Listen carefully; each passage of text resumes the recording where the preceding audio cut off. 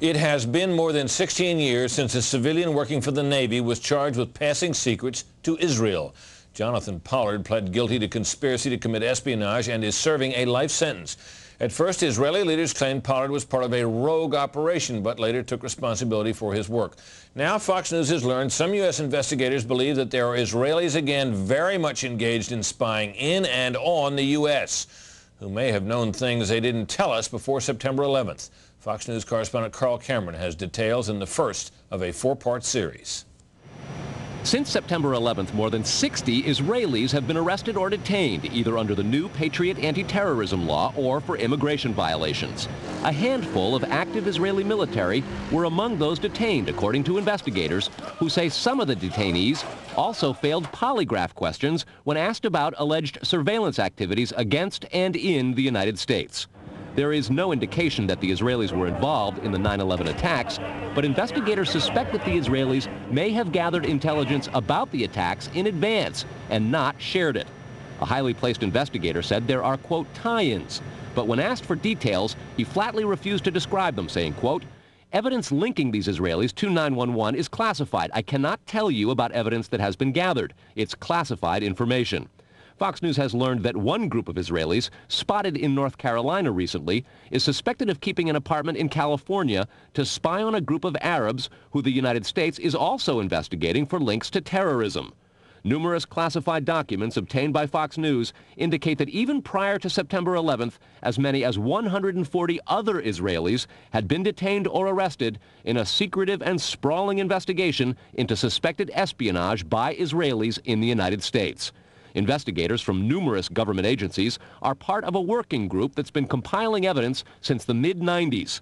These documents detail hundreds of incidents in cities and towns across the country that investigators say, quote, may well be an organized intelligence gathering activity.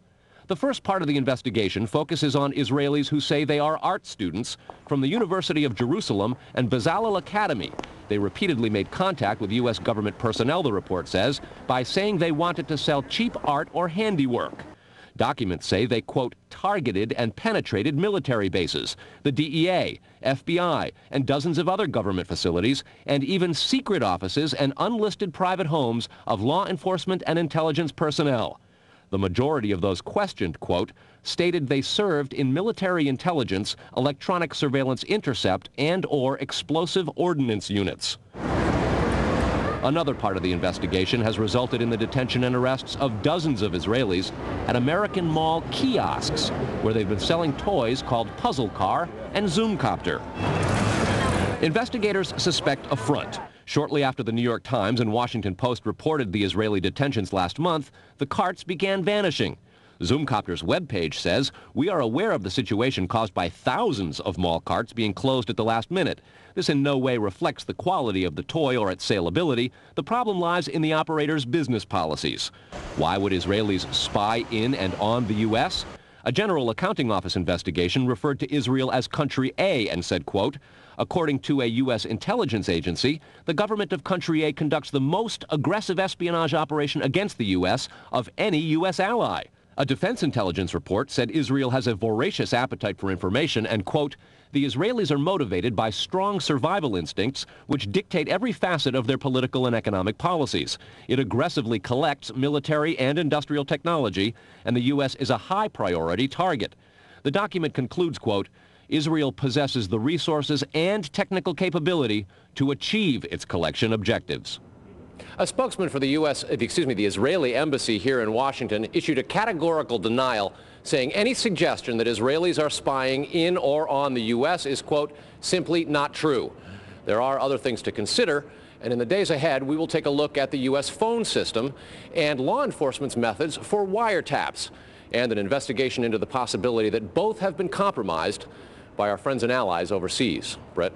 Carl, what about this question of advanced knowledge of what was going to happen on 9/11?